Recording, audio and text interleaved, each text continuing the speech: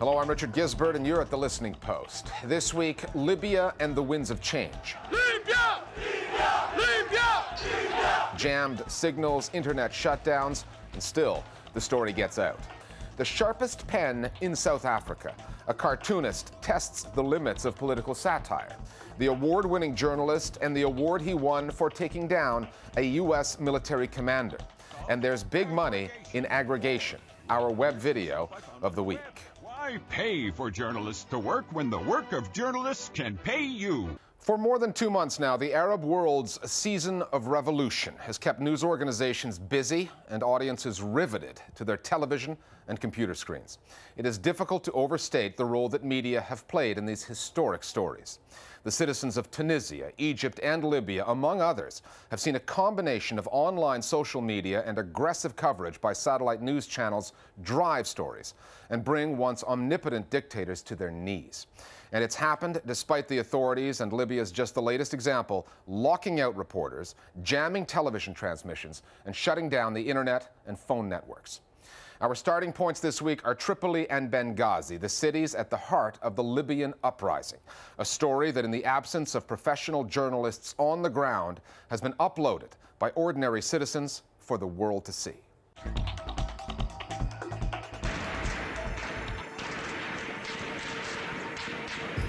In 1988, a well-known Arab figure and part-time author wrote, "When the instrument of government is a dictatorship, a society has no means to express its position and rectify the situation other than through violence. It has no other option but to rise in revolt."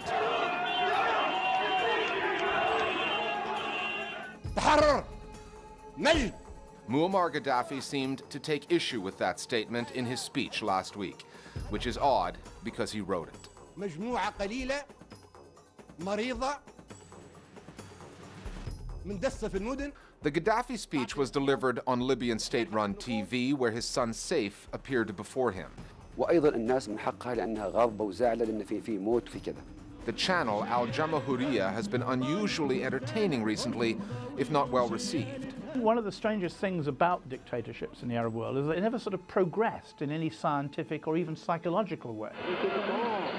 To put Saif al-Islam's picture up on a big screen was asking for trouble.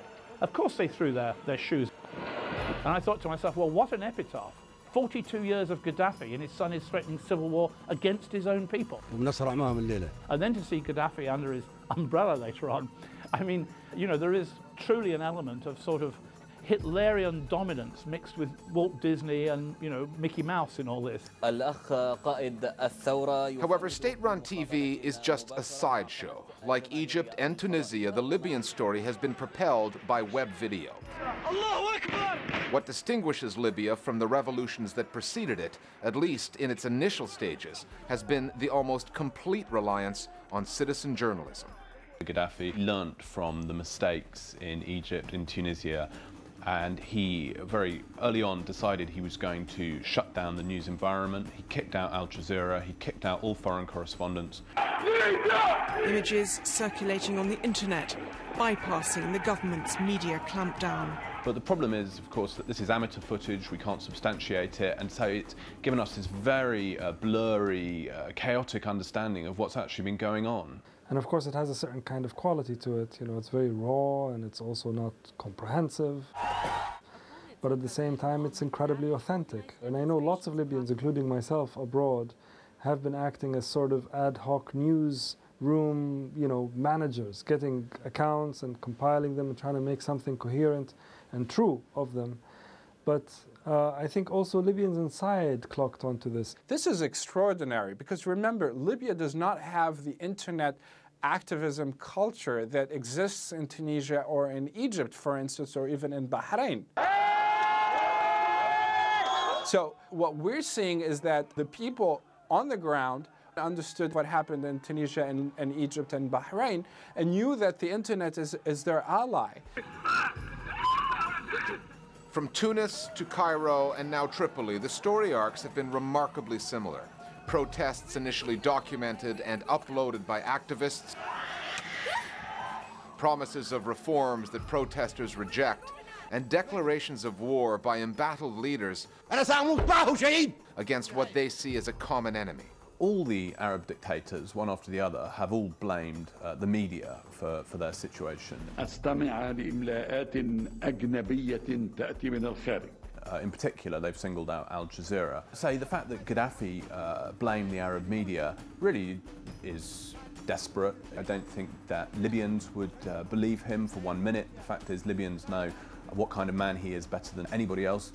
And they have, through the internet, an understanding of what's really happening. I called Benghazi just before coming here. People are chanting in the square, AlJazeera, AlJazeera, هذه الحلقة الأخيرة. AlJazeera, AlJazeera, this is the final episode. So they're calling out to AlJazeera as a kind of supporter, not because there's an international conspiracy as the Gaddafis claim. It's supported because they are after freedom, and they're after things to be reported accurately and for their plight to be known by the world. Not that AlJazeera is universally popular with protesters seeking political change.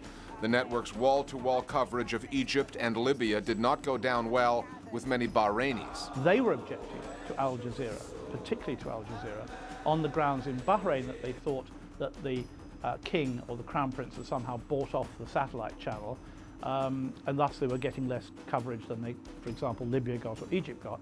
I actually explained that, you know, Egypt was a much bigger and more important country, and Libya was turning into a civil war. It didn't, in terms of news value, match what was comparatively little violence, comparatively only, in Bahrain.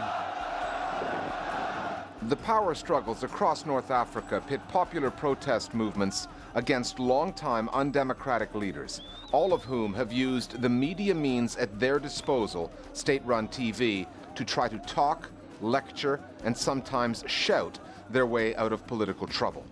These leaders in the Arab world, remember, this ties back to the theory of the Za'im. The Za'im is the leader.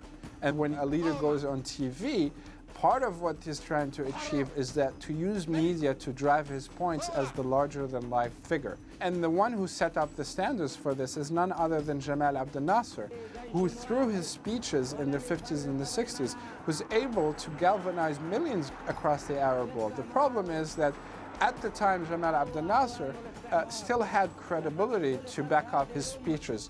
And the real disconnect here in reality is that Barak, Ben Ali before him, and now Gaddafi do not understand the disconnect. That's how disconnected these people are from their people. Because the medium is not the message, not anymore, especially when it's state-controlled. The media are the message, and the messengers are everywhere. Our Global Village Voices now on Libya and the role media, old and new, play in that developing story. Widespread images of the revolutions in Tunisia and Egypt have inspired people throughout the Arab world to rise up for the same thing. But that doesn't detract from the core roots of these revolutions, and that is people are simply fed up with their autocratic rulers, the lack of freedoms, and lack of economic opportunities. Mass media is simply conveying those sentiments and can't be held responsible for the incompetence, corruption, and autocracy of the Arab regimes. Libya's been tough to follow because of the lack of international media, but I think it's also helped show the value of all the different kinds of media that we have. From the first-person YouTube and Twitter accounts of Libyans to the Twitter accounts of big media companies, and then you still have the traditional news story, which isn't as precise as it normally is because of that lack of access, but it still gives a lot of details you wouldn't be able to get anywhere else.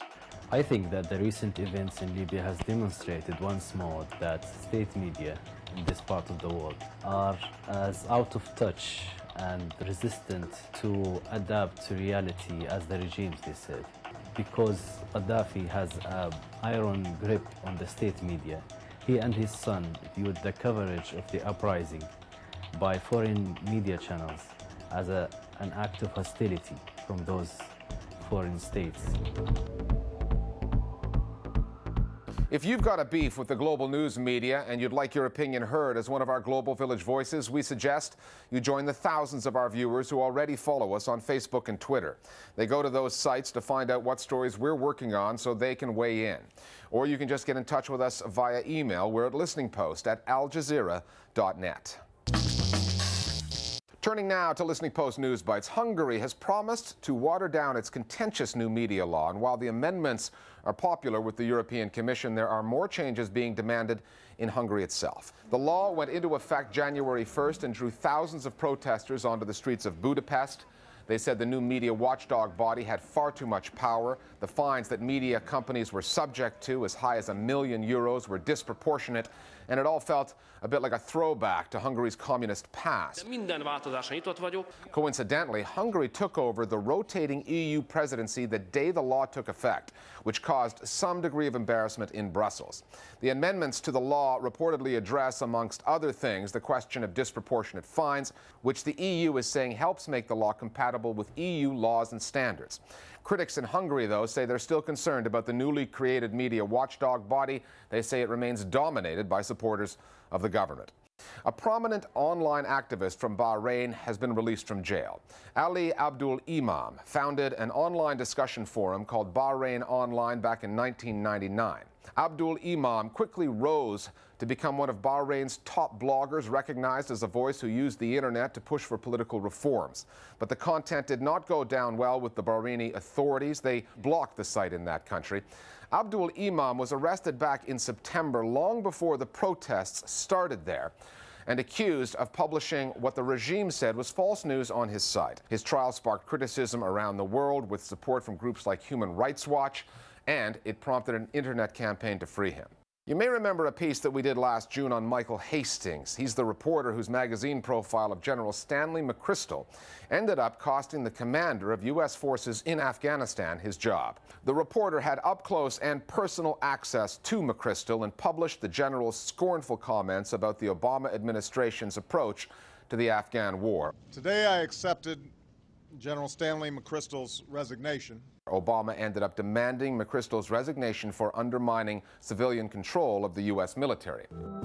You think you know America. Another story that we looked at last year that ended up winning a Polk Award, the Washington Post series, Top Secret America.